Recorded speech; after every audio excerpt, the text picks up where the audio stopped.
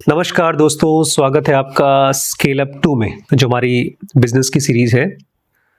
इसमें हम लोग एक इंसाइट सीख रहे हैं, बिजनेस का इंसाइट। बहुत आसान है सुनने में, लेकिन प्रैक्टिस करने में ट्रिकी है, खतरनाक है। जैसे कोई मोटरसाइकिल चलाए या कार चलाए। अभी हम लोग इस बार जब गए थे ना, वहाँ पहाड़ों पे गए थे एक हफ्ते के लिए। तो जिस ड्राइवर ने गाड़ी चलाई थी उसकी उम्र 18 साल थी, just barely age of driving. और जब वो स्पीड में जाता था तो बड़ी मम्मी उसको मुंह से ब्रेक लगवाती थी, अरे स्लो चलाओ स्लो चलाओ। और 2 बार ऐसा हुआ पहाड़ों पे कि वो गाड़ी चलाते चलाते साइड में देख लेगा पहाड़, और सामने से ट्रक आ रही थी। 2 बार ऐसा हुआ। अगली बार मैं उसको ले नहीं जाऊंगा। तो आज का जो इंसाइट है वो है ग्रोइंग फास्ट, ग्रोइंग स्लो। कि आपको गाड़ी तेज भी चलानी है और स्लो भी चलानी है। बिजनेस के बारे में यही माना जाता है, या तो स्लो करो या माना जाता है फास्ट करो। दोनों एक साथ नहीं माना जाता। लेकिन यहां पर हम लोग बहुत बड़ी बड़ी कंपनीज को स्टडी कर रहे हैं इस इंसाइट को समझने के लिए, ग्रोइंग फास्ट, ग्रोइंग स्लो। तो उसमें आज के चैप्टर का नाम है अचीविंग एस्केप वेलोसिटी। अच्छा, मैं आप लोगों को बता दूं, ये छोटे मोटे बिजनेस के लिए नहीं है, ये बहुत बड़े बिजनेस के लिए। बड़ी कंपनी जैसे टेस्ला टाइप की कंपनी है, गूगल टाइप की, उनके लिए है। तो बिजनेस को एस्केप वेलोसिटी से निकलने के लिए, एस्केपिंग एस्केप वेलोसिटी मतलब जमीन पे जो हवाई जहाज चढ़ता है ना, चलता है जोर से, फिर एक पॉइंट के बाद वो हवा में उड़ता है। तो जो नीचे चलना और उड़ना, इस प्रोसेस को बोलते हैं एस्केप वेलोसिटी। कि इतनी ज्यादा स्पीड हो गई है कि वो हवा में संभल लेगा। तो बिजनेस में एस्केप वेलोसिटी को कैसे आप अचीव करें, वो स्पीड कैसे लेकर आए, उसके बारे में है ये कहानी। If you start fast enough out of the gate, you may be able to not only outpace your competition but leave him behind all together. कह रहे हैं रीड हॉफमैन कि अगर आप बहुत फास्ट स्टार्ट करें तो आप अपने कॉम्पिटिशन को खाली पीछे नहीं हरा देंगे, ऐसा हो जाएगा कि बहुत पीछे छूट गया। That's the philosophy of one of the PayPal's को फाउंडर पीटर थील। और यही है हमारे पेपैल के को फाउंडर पीटर थील की बिजनेस की फिलॉसफी। मतलब उनका ये कहना है, ऐसा बिजनेस करो ही मत जहां पर ढेर सारे तुम्हारे पास कंपटीशन है। ब्लू ओशन में करो धंधा। कुछ ऐसा करो कि वो बहुत पीछे छूट जाए, तुम कहीं आगे निकल जाओ। ये उनकी फिलॉसफी है। बिल गेट्स का माइक्रोसॉफ्ट। बिल्कुल। Peter is controversial figure in silicon valley. हम लोग पीटर थील को नहीं जानते। पीटर थील वो आदमी था जिसने सबसे पहला फंडिंग दिया था मार्क ज़करबर्ग को, फेसबुक के फाउंडर को। तो उसके पास पैसा नहीं था उस समय। तो ये बहुत ही कॉन्ट्रोवर्शियल आदमी है। मतलब ये लोग उसके बारे में अच्छा भी बोलते हैं, खराब भी बोलते हैं सिलिकॉन वैली में। Known for his proactive statements and unpredictable politics. ये बहुत चालाक आदमी का है। ये इसकी पॉलिटिक्स कोई प्रेडिक्ट नहीं कर सकता कि क्या करने वाला है। और खूब ऐसी ऐसी बातें बोलेगा कि उकसाऊ बातें, प्रोवोकेटिव, मतलब लोगों को गुस्सा दिलाने वाली ऐसी बातें बोलता है। But his track record as an entrepreneur and as an investor is undeniable. लेकिन अगर आप उसको बिजनेसमैन की तरह देखें तो बहुत ज्यादा सक्सेसफुल है। And rooted in extreme seize the initiative approach. और ये मानता है जब कहीं मौका मिला करके पकड़ लो उसको। जैसे कोई वो नहीं होते टाइगर, जब शिकार करते हैं, कहाँ पकड़ता है शिकार? जो गर्दन पे। क्यों गर्दन पे क्यों पकड़ता है? जान वहीं होती है। क्योंकि एक बार गर्दन पे पकड़ा तो ब्लीड करके आपका शिकार तुरंत मर जाएगा। मान लीजिए आपने अपने शिकार को पूंछ से पकड़ा उसकी, तो अपनी सींग मार सकता है, दांत से काट सकता है, लेकिन जिंदा रहेगा। पूंछ कट गई तभी वो जिंदा रहेगा, पैर कट गया तब भी जिंदा रहेगा, गर्दन कटी तो जिंदा नहीं रहेगा। तो 2 काम एक साथ करता है, वो मारता भी है और साथ ही साथ उसको पकड़ के ले भी जाता है। तो बोल रहे हैं जब भी आपके पास कोई मौका आया तो सीज द इनिशिएटिव, उसको तुरंत पकड़ लो। Peter doesn't believe in beating the competition. और पीटर थील इस बात पर विश्वास नहीं करते कि अपने कंपटीशन को हराओ, he believes in escaping it altogether. बोलते हैं निकल जाओ वहां से, तुम्हें फाइट करने की जरूरत ही नहीं है। Either by entering an emerging field with no natural competitors or by moving so quickly and decisively that competitors have no hope for catching up। वो कैसे करो? सबसे पहले तो ऐसी फील्ड में जाओ ही मत जहां पर कंपटीशन है, किसी नए फील्ड में, जैसे आपने कहा ब्लू ओशन, या जिस फील्ड में जा रहे हो जहां बहुत कंपटीशन है वहां जाओ और इतनी तेजी से ग्रो करो कि जो तुम्हारे कॉम्पिटिशन्स हैं बहुत पीछे छूट जाए। In the early days of PayPal, PayPal की कहानी बहुत फिल्मी है, उसके ऊपर कभी कोई फिल्म बनेगी तो हम देखेंगे। शुरुआत के दिनों में PayPal, Peter knew that to escape the competitions they would have to acquire as many customers as possible and fast. PayPal का कंपटीशन किससे था? पेपैल क्या है? Money transfer. Very good, Paytm की तरह है, वो तो आज पेटीएम है। तो अब इसका कंपटीशन किससे था? अरे नहीं, वो जो बैंक से, बैंक से, दुनिया के सारे बैंकों से इनका कंपटीशन था। बड़े बड़े दिग्गज गुरिल्लाज थे वो सब। तो इनको पता था हमें ढेर सारे कस्टमर चाहिए और वो भी जल्दी चाहिए, हमारे पास 10 साल नहीं है। सो ही रैन अ कॉस्टली एक्सपेरिमेंट, तो उसने बहुत महंगा एक्सपेरिमेंट किया।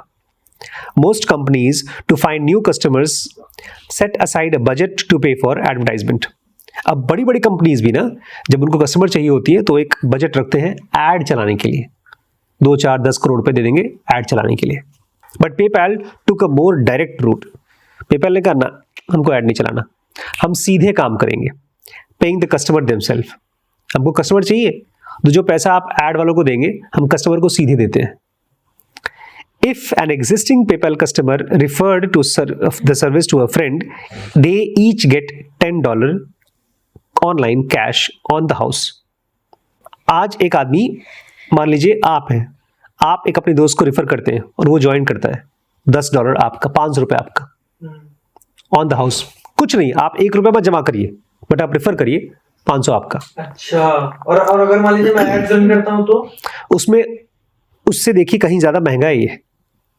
उसमें ऐड रन होगा, उसके बाद पता नहीं कितने कस्टमर मिलेंगे, नहीं मिलेंगे। अच्छा, ऐड रन करने से पैसा कमाना, या तो ऐड रन करेंगे तो कस्टमर आएंगे। आज अगर मैं एक लक्स का ऐड करता हूँ टीवी पे, तो मेरे पास कितने कस्टमर आएंगे पता नहीं, लेकिन मैं बोलता हूँ अच्छा तुम मेरा यूज करो लक्स, और उसके बाद तुम किसी दोस्त को बोलो खरीदे, तो उसमें से तुमको commission.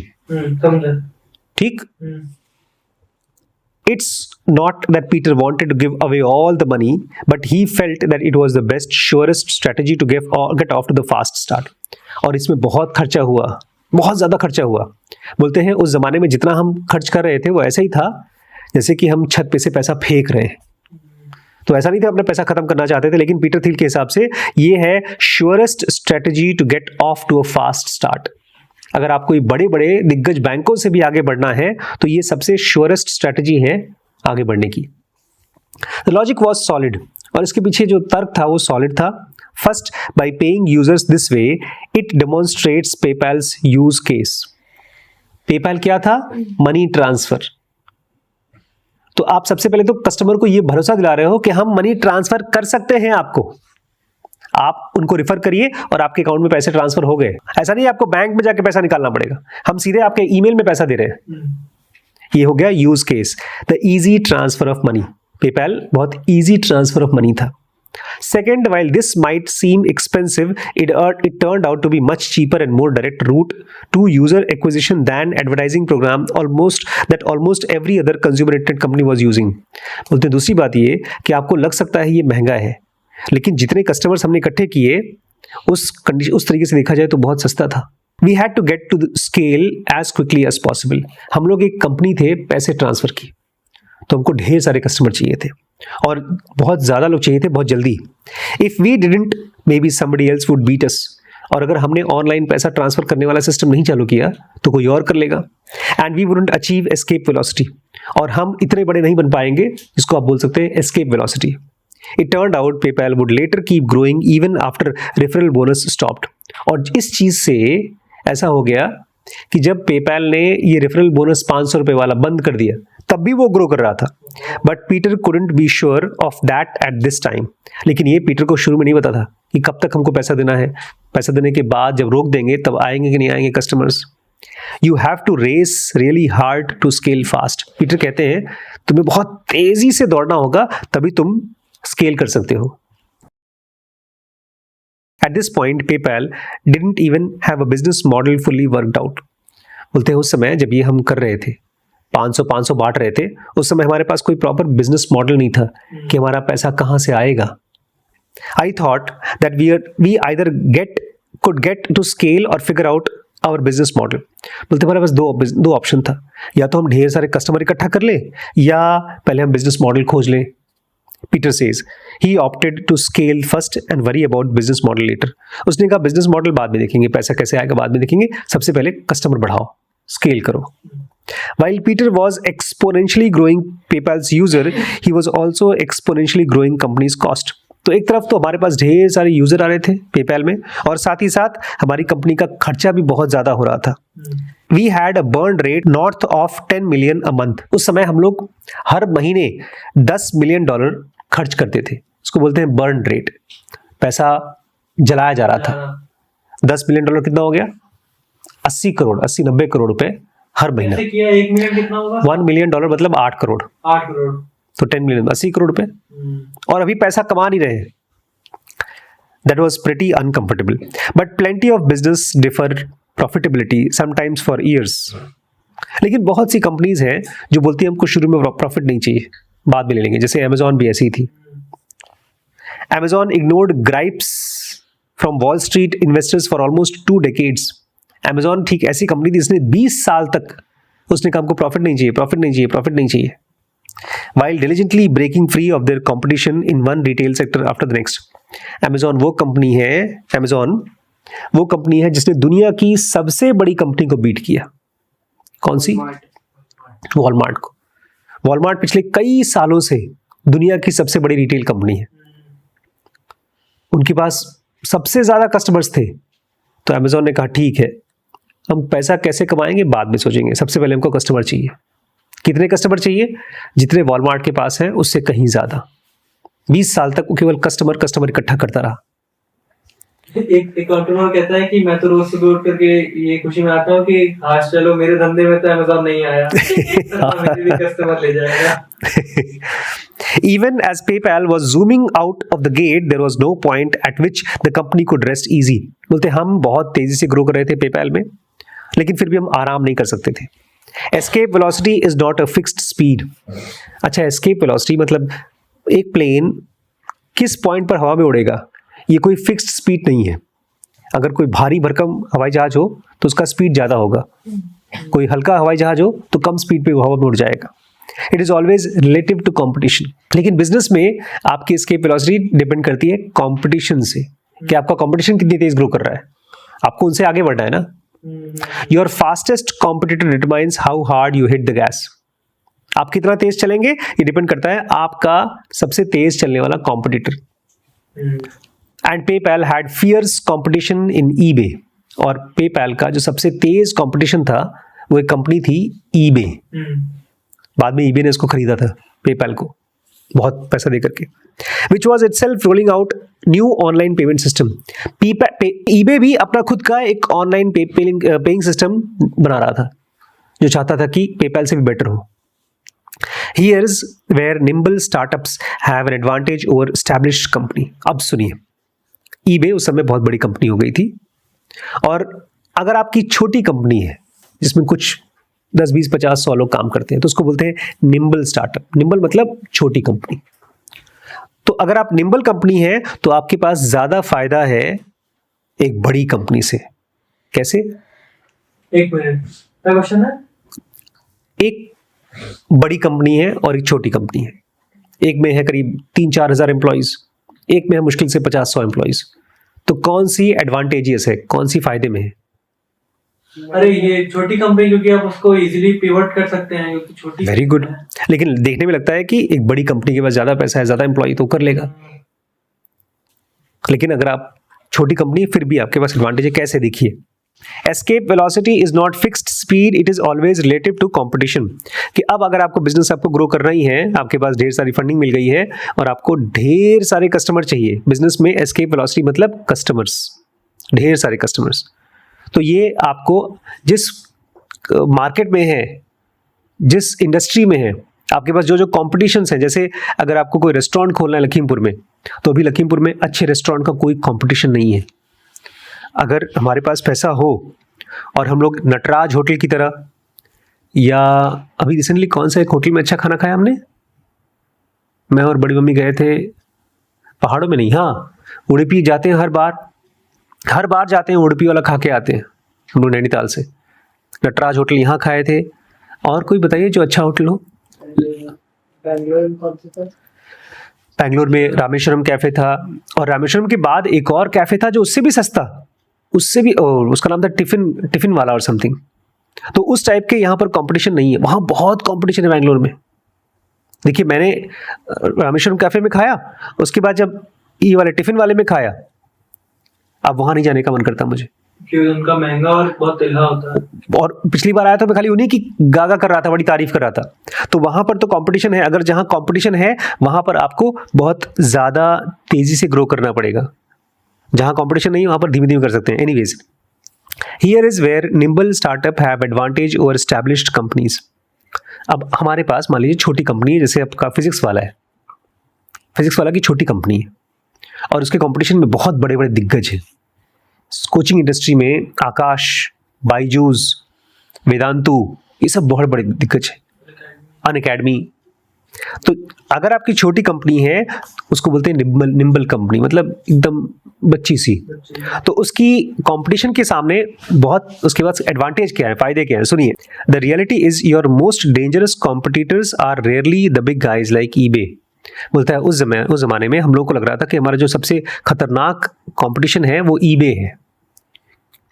They were hesitant to storm the field, sorry, they were hesitant to storm the field and take the risk alongside you। लेकिन eBay, हाँ सच देखिए तो वो हमारा कंपटीशन था ही नहीं। वो जिस तरह से हम जाकर के मार्केट में अपने कस्टमर्स इकट्ठा कर रहे थे, कैसे कर रहे थे लोग इकट्ठा कस्टमर्स को, कल देखा था हमने, पैसा फेंक रहे थे। एक बंदे के ऊपर कितना पैसा दे रहे थे, $10।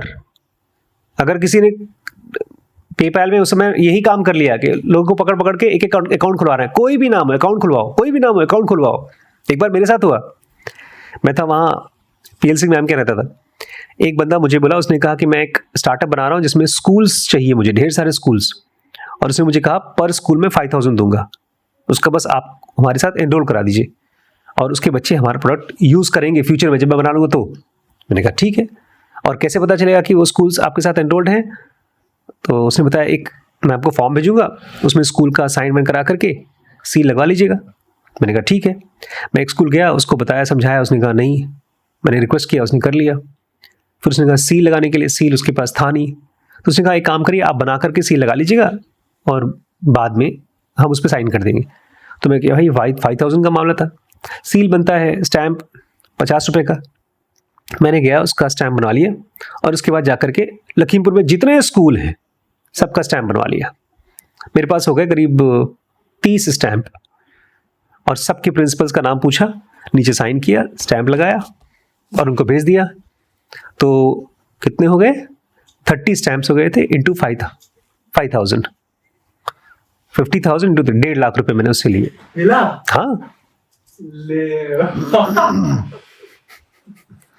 लखपति बन गए। मेरे पास पड़ा है वो अभी तक, वो फॉर्म अभी तक पड़े हुए मेरे पास। ढेर सारे फॉर्म भेजे थे उसने एक फॉर्म का दे दिया था फोटो कि उसी को प्रिंट आउट निकाल लीजिए। बाद में उसने खुद ही उसकी स्टार्टअप खत्म हो गई, क्योंकि उसको क्या नहीं पता था, बिजनेस को स्केल करने के तरीके। उसका कोई स्टार्टअप था जिसमें कि हम ऑनलाइन बुक बनाएंगे और बच्चों को ट्रायल बेसिस पर देंगे, फिर बच्चे ऑनलाइन आकर के स्टडी करेंगे। अच्छा हाँ, आपने बताया था ये। एक पॉन्डेरा या ऐसा कुछ नाम था उसका, उसने मेरा अलग से ईमेल बना के दिया था। वीफॉक्स तो अलग था। नहीं तो मेरा पॉइंट समझिए, ईबे बोल रहे हैं हमारी कंपटीशन नहीं थी। A fumble for PayPal risked blow back from few thousand users. अब सुनिए, अगर मान लो पेपैल ने एक बिजनेस में कुछ गड़बड़ी की, फंबल किया, वो हम लोग थोड़ा सा डिसबैलेंस हो गया, इसका मतलब ये है कि कुछ हजार यूजर्स चले जाएंगे। और वहीं पर अगर ईबे ने कुछ गड़बड़ी की तो उस समय ईबे के पास मिलियंस कस्टमर्स थे। Fumble for eBay however could anger users in millions, तो उनके पास तो ढेर सारे हैं, तो वो इस तरह से पंगा नहीं ले सकते थे. And draw a watchful I on the government regulators. और अगर ईबे ने कोई गड़बड़ी की तो गवर्नमेंट भी आकर के बोलेगा तुम इतनी बड़ी कंपनी को गड़बड़ कैसे कर सकते हो. इसका मतलब ये है पेपैल एक्सपेरिमेंट कर सकता था, गलतियां कर सकता था, लेकिन ईबे नहीं कर सकता था. And even if eBay were willing to take those risks, Reed says, why would they burn so much creative energy on the online equivalent of cash register? और दूसरी बात, अगर eBay ये पैसा लगा करके बिजनेस करता भी है पेपैल टाइप का, पेपैल क्या करता है? ऑनलाइन पैसे कटवाना. हाँ, तो क्यों करेगा भैया? पेपैल तो एक तरह से eBay के लिए कैश रजिस्टर है. उस समय पेपैल क्या था? कंपटीशन था किसका? बैंक्स का. तो सर ईबे कंपटीशन था किसका? बैंक का. ईबे अरे अमेज़न. ईबे तो अपना दुनिया भर का सबसे बड़ी कंपनी बनने की कोशिश कर रहा था, अमेज़न के टक्कर दे रहा था वो. After all they were building a full store, a global market place for online commerce.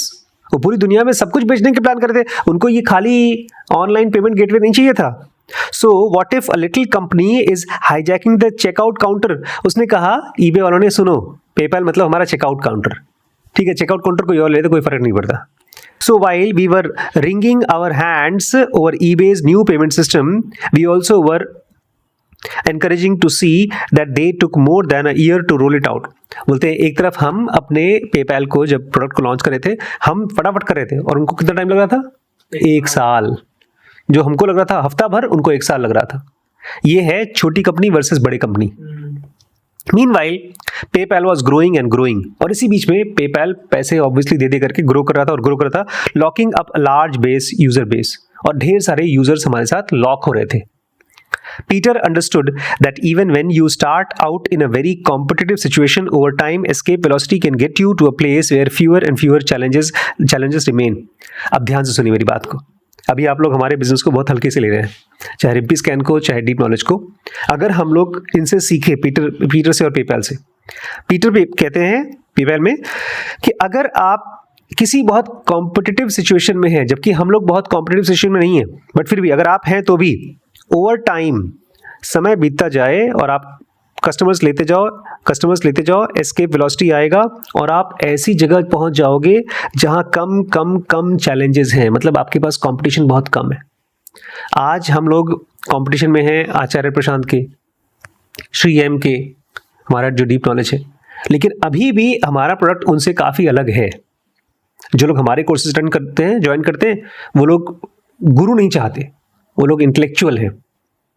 तो अगर इस टाइप के लोगों को हम इकट्ठे करते रहे तो हम अपने फील्ड में स्पिरिचुअल एजुकेशनल यूनिवर्सिटी टाइप का बन सकते हैं, जो भी कोई और नहीं. सब गुरु बेस्ड काम चल रहा है.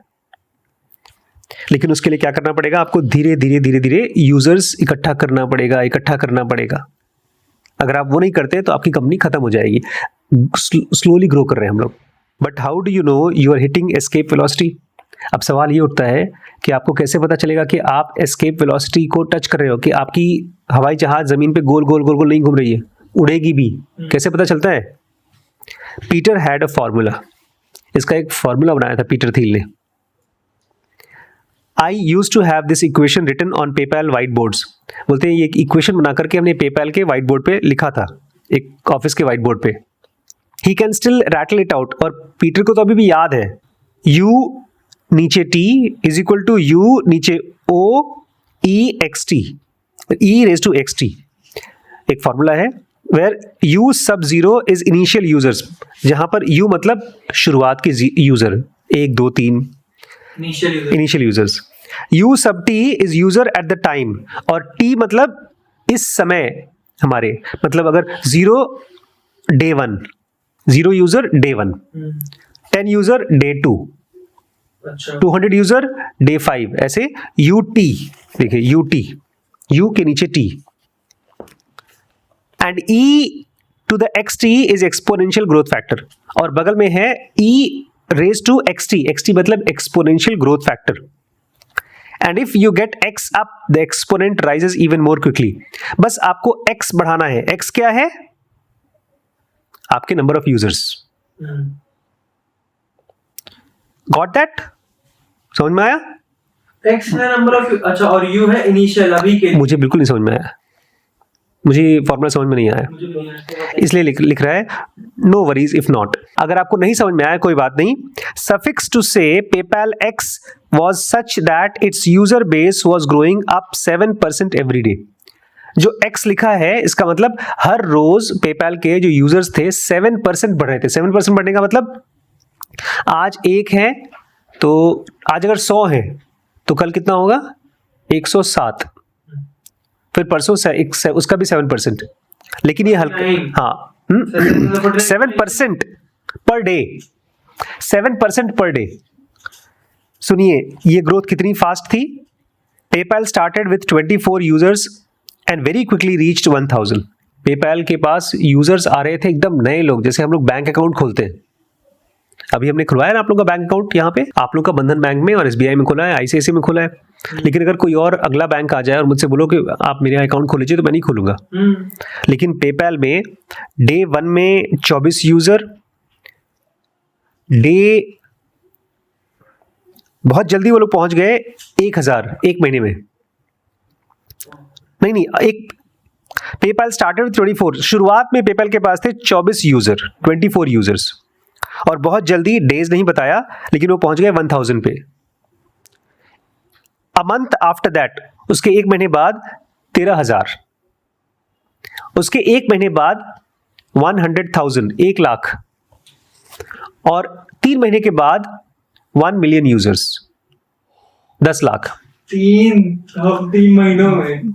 नहीं देखिए ये ग्रोथ हम लोग को बिल्कुल नहीं समझ में आ रहा है। आज अगर हमारे पास अपना YouTube चैनल में ऐसी ग्रोथ आए तब हम नाचेंगे। यही ग्रोथ हो रही है सौरभ जोशी की, इसलिए वो आज फेरारी और पॉर्श खरीद रहा है। लेकिन ये लोग तो फेरारी और पॉर्श बांट सकते हैं, ऐसी कंपनी है इनकी। सुनिए, there is an Einstein quote that may be apocryphal, बड़ा मस्त वर्ड है एपोक्रिफल। बोलते हैं कोट है आइंस्टीन का जो कि एपोक्रिफल है। एपोक्रिफल मतलब शंका युक्त, मतलब पता नहीं आइंस्टीन ने कहा है कि नहीं कहा है, बट लोग कहते हैं कि आइंस्टीन ने कहा है। जो भी हो, कोट बहुत अच्छा है। कोट है that compound interest is the most powerful force in the universe. Compound interest is the most powerful force in the universe. अरे यार इतने फोर्सेस हैं यूनिवर्स में, न्यूक्लियर बॉम्ब्स, ग्रेविटी, इलेक्ट्रिसिटी, और उसके सामने ये बोल रहे हैं compound interest is the most powerful force in the universe. ये क्या बकवास कर रहे हैं। This under appreciated rule of compound growth is why Silicon Valley seems to spawn so many overnight successes। बोलते हैं ये एक ऐसा रूल है जो अंडर अप्रिशिएटेड है, मतलब लोग अभी पहचानते नहीं है इसको। अगर आप लोग पहचान ले, आप तीनों लोग और देवांश को भी अगर ये पहचानवा ले, कौन सा रूल, कंपाउंडिंग का रूल, कि अगर आपके पास यूजर्स फटाफट आप बढ़ा पा रहे हैं तो आप वो चीज खोज लेंगे जो सिलिकॉन वैली में खोजा गया है। मल्टी बिलियन डॉलर कंपनी बनाई गई है इसी वजह से, इस सीक्रेट पावर ऑफ कंपाउंडिंग की वजह से। मुझे लगता है मुझे पावर ऑफ कंपाउंडिंग की पूरी सीरीज मुझे बनानी चाहिए। This is why investors pour hundreds of millions into a wisp of a company.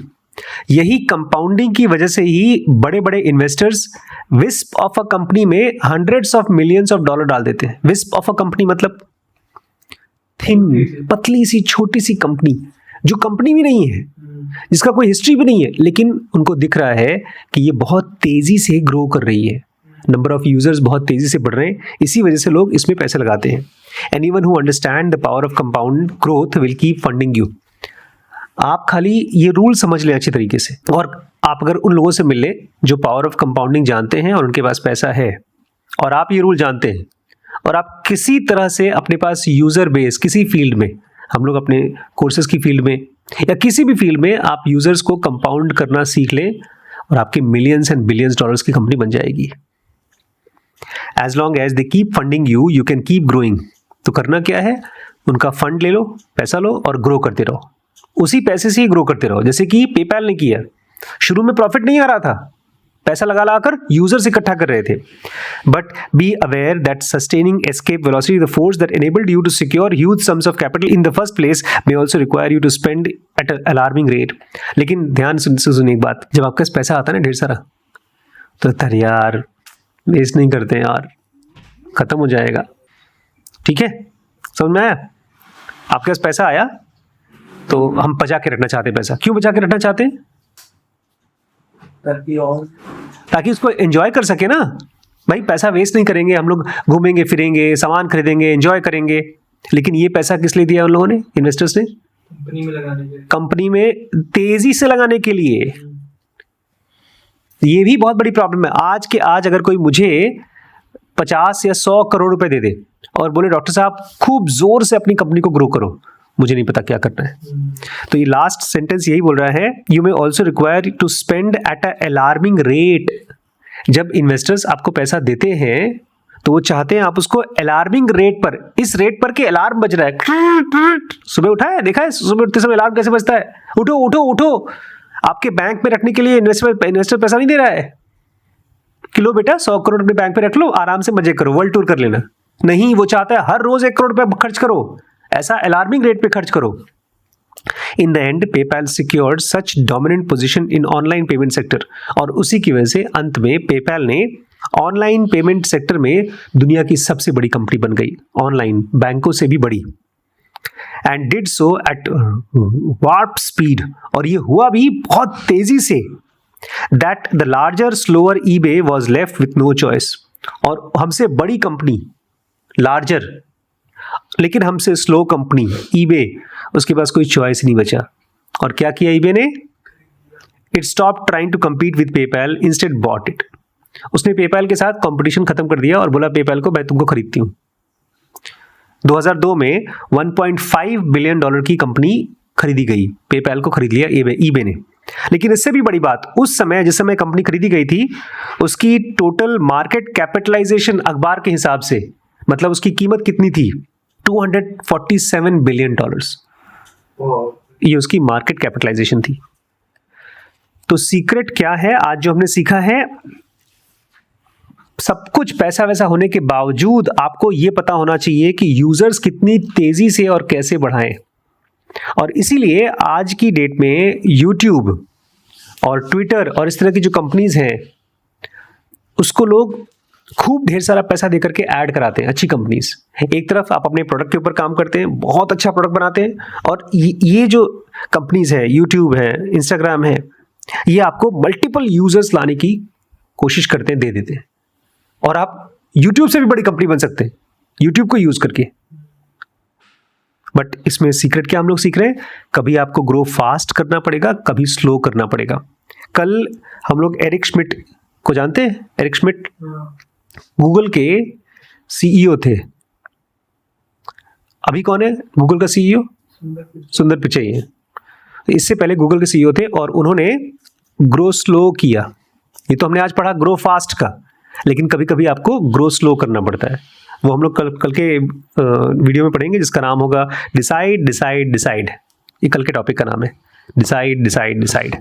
लेकिन अभी हम लोग कौन सा इनसाइट सीख रहे हैं? Growing fast, growing slow. Growing fast, growing slow.